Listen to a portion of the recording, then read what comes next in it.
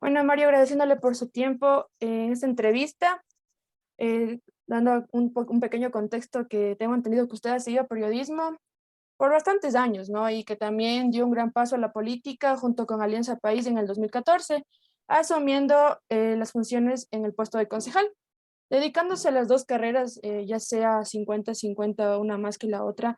¿Por qué ir del periodismo a la política? A ver, ahí hay, para ser absolutamente breve, ahí hay dos entradas. Hay una entrada absolutamente teórica y hay una entrada absolutamente o totalmente práctica. La entrada teórica es que cuando y yo escojo específicamente para esta entrada teórica, el hecho de que la ciencia de la comunicación como una ciencia social y desde las teorías críticas, siempre se asume el etos político como una forma práctica que se expresa en la cultura, que se expresa en la comunicación, en los saberes, en los arreglos sociales. Entonces, siempre existe, no, siempre existe esa relación permanente entre política y entre cultura y comunicación. Bartres también, desde su punto de vista, también plantea esa posibilidad de llevar adelante una consideración sobre la cultura como una forma también de hacer política y la comunicación también como una forma de hacer política. Entonces, no hay que tenerle miedo al hecho de que una persona, por su profesión de comunicador, no tenga una posición política. Y en la parte práctica viene un poco ese anclaje teórico en donde como sujetos teóricos somos, como sujetos políticos, no teóricos, como sujetos políticos, nosotros cuando ejercemos la comunicación ejercemos un tipo de actividad. Pero aquí en la parte práctica sí quiero definir que existe la práctica política partidista y la práctica política como tal dentro de un ejercicio. La política se la hace cuando uno toma un bus, la política se la hace cuando uno imparte una cátedra, la política se la hace cuando se investiga, cuando se hace inmersiones antropológicas, cuando se hace investigación social, cuando se preparan documentos científicos sobre la realidad, cuando se levantan diagnósticos. La antropología, las inmersiones antropológicas están muy definidas por políticas sociales, políticas ambientales, políticas etnográficas. Entonces, yo parto de eso, no para explicar ni justificarme, sino para explicar el hecho de ser un sujeto político. Claro, cuando viene ya esta posibilidad de ser un sujeto político que ya interviene en una posibilidad partidista, pues ya se piensa que se trastoca de alguna manera o que se supera una línea que es infranqueable. Y ahí es donde yo planteo una segunda consecuencia. Cuando nosotros, como sujetos políticos dentro de la comunicación, ejercemos y practicamos la política como tal, dicho y anclado a lo que yo le había explicado anteriormente, pues se toma decisiones, se toma posturas, se toma, se apega a ciertos principios, se apega a ciertas formas de entender la realidad que en determinado momento uno también la puede llevar a la práctica. Sí veo que hay una satanización permanente entre que si uno fue un comunicador social y pasa a la política, esto es un poco como un ejercicio de traición y no tiene nada que ver porque la política se la sigue ejerciendo. Hay una línea editorial dentro de un medio de comunicación que plantea una visión política de cómo conducir un país, de cómo conducir la comunicación. Entonces, en mi caso específicamente, no es que se crearon las necesidades, sino consideré importante ejercer este nivel de actividad política partidista, tomando en cuenta todo ese anclaje teórico, pero además añadiéndole el hecho de haber experimentado un trabajo no social, no le podemos poner un trabajo social, pero sí haber hecho un trabajo de inmersión dentro de una ciudad que tiene muchas complejidades. Entonces, a partir de aquello, yo creo que es válido pensar, no justifico, porque no tengo por qué justificarlo, pero sí valido el hecho de que el ser político tiene la posibilidad en determinado momento de convertirse en un ser político partidista. Sucede en muchas partes, principalmente con el tema de la comunicación, por la relación, por nuestra relación que puede existir dentro de los diferentes espacios en donde desenvolvemos nuestra actividad, pero en determinado momento es importante no dar no se trata de un gran salto, yo no lo tomo como un gran salto, no lo tomo como un paso, como una decisión, sino el hecho de diversificar el campo de acción en base a lo que uno ha ido conociendo. Y igual cuando yo insisto, hay personas sin tomar en cuenta esto de que es un paso o un gran salto, desde la investigación, desde la cátedra, desde la construcción de teorías, también se da pasos a políticas partidistas, a ser un sujeto político desde un punto de vista partidista. Sucede con la cultura tiene una ideología, sucede con posiciones como el feminismo, que no es una ideología, pero tiene posiciones ideológicas, hay ideología feminista de derecha, hay ideología de feminismos marxistas, hay ideologías de feminismos antropológicos. Entonces, es como uno va tomando posiciones frente a lo que va, a lo que va actuando, a lo que va ejerciendo, a lo que va construyendo como conocimiento, y también cómo va deconstruyendo una serie de cosas, una serie de principios. Uno puede decir, el tema de la comunicación es estrictamente informativa, y uno empieza a deconstruir esa posición, asumiéndose ya no como una posición, como una situación estrictamente informativa, sino más bien como una posición social y política que determina que uno también pueda participar dentro de esos espacios. Así que no le veo como un gran paso, no le veo como un salto, no lo veo como una contradicción o falta de coherencia, sino más bien como una ampliación de los márgenes en donde uno decide actuar, trabajar como sujeto político, como sujeto social. Periodista como tiene que saber y conocer todo, qué mejor que sepa también otras cosas, se dedica a otras cosas para ayudar también a los demás. Pero en toda su trayectoria, ¿usted cree que al haber mantenido un cargo político tuvo menos libertad de ser crítico al momento de hacer periodismo? No, no, no, no, para nada. Yo creo, y ahí tenemos que hacer tres autorreflexiones absolutamente claras. No se puede hablar el hecho de que cuando tú estás ejerciendo el periodismo también tienes una amplitud no censurada para contar las cosas. En las salas de redacción existe una línea editorial en la cual sí tienes que mantener cierta direccionalidad, y ahí tampoco estás ejerciendo con libertad lo que tú desearías decir. Hay que ser claros en eso. El segundo nivel de autocrítica es que también en el hecho de la comunicación como tal, donde no existe esta imparcialidad que eh, perversamente nos quieren poner como comunicadores, uno también empieza a incluir todos los elementos teóricos que uno ha ido leyendo, que uno ha ido construyendo. Ya se convierte también en esas libertades. Ahora, tú me preguntas, como político, a estar del otro lado es más fácil. No es ni más fácil ni más difícil.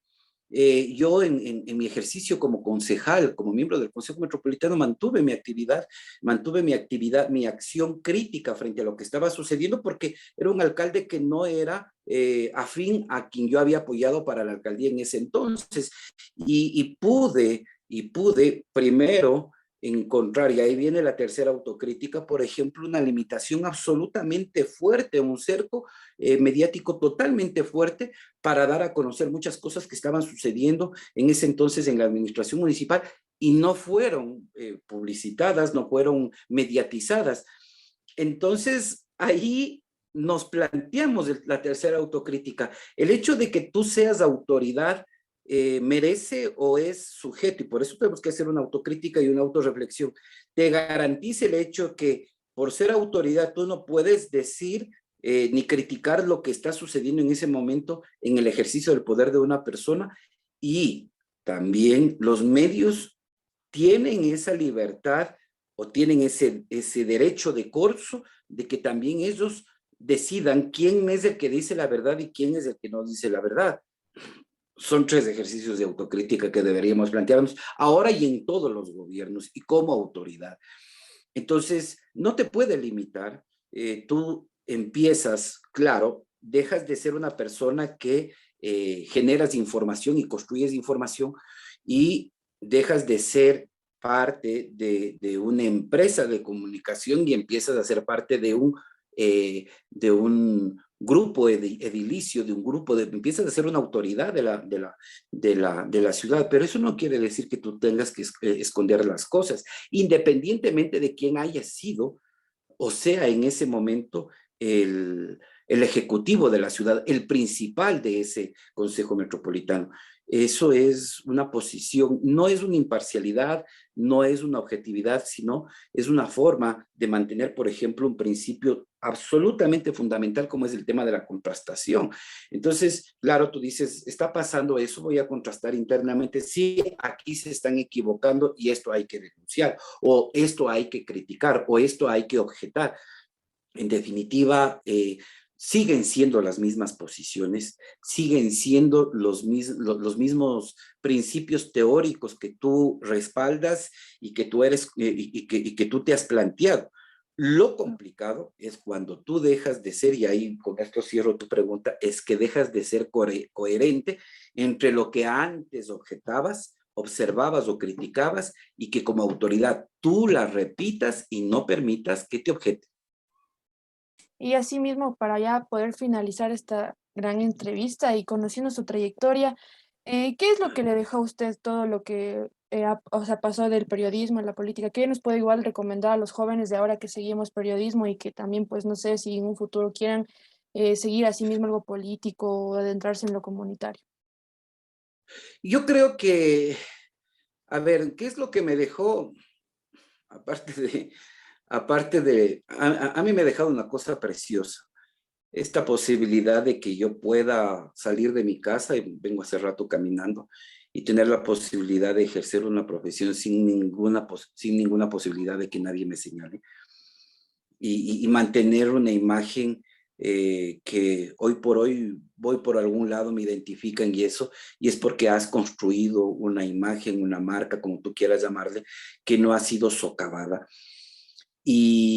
Pero eso no me determina a mí en determinado momento, que eso no me determina a mí en cierto momento que yo pueda decirte, haz como yo. No, no, no. Eso es mi patrimonio y lo que yo considero de las cosas buenas que todavía conservo. Pero independientemente de aquello, te digo es que siempre en la formación, en la construcción de conocimiento, en la construcción de un plan de vida, debemos tener siempre abierto el esquema, abierta la mente, abierta la posibilidad de que nada te puede encasillar principalmente. Segundo, de que el tema de la política como tal es un tema amplio. Yo te insisto, se hace política hasta cuando tomamos un café. ¿Por qué tomamos un café determinado? ¿Quién toma un café pasado? ¿Quién no? ¿Por qué se tomaba antes café pasado? O sea, existe culturalidad política, todo. En todo lo que nosotros hacemos nos convierte en un sujeto político, y eso no debemos perder de vista. Y que si tú en determinado momento piensas que es una traición el hecho de que el ejercicio político partidista pueda generar un conflicto de intereses con tu carrera como comunicador, pues no es aceptable, porque del otro lado lo que tú estás haciendo es dar paso a la estigmatización de tu actividad como sujeto social. Y lo siguiente es que uno puede ser permanentemente constructor de puede ser constructor de ideas, de posiciones, de proyectos, de generar teoría, Y el hecho de que tú seas ese tipo de constructor de conocimiento no quiere decir que te limitas únicamente a un espacio en donde no tiene que estar nada, nada político partidista, no, o sea, esa es la identificación permanente en la historia de la humanidad, en la historia de la humanidad siempre ha estado el hecho de que el ser sujeto político tiene esa posibilidad de una participación, eh, tiene esa posibilidad de participación partidista, ¿no?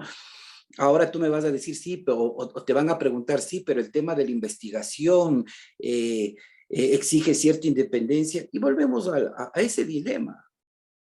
Hay desde la producción cultural medieval europea, cuando mesiánicamente se generaba producción cultural, el que te financiaba, que era el mesiánico, que te entregaba un dinero para que tú construyas para que tú hagas una obra de arte o para que construyas una sinfonía, siempre tenía un interés que quería y que especificaba claramente cuál debía ser esa línea editorial o cuál debía ser la política o en favor de qué o en contra de qué. Siempre estuvo atado a eso.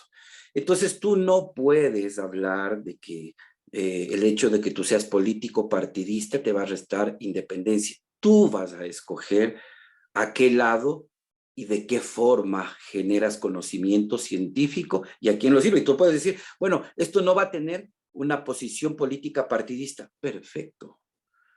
Pero en todos los ámbitos siempre, y no hay líneas rojas ahí, siempre tú puedes tener esa opción de a qué lado tú o con qué lado tú vas a compartir, tú vas a coincidir y tú vas a colaborar a la construcción de una ideología, ¿no?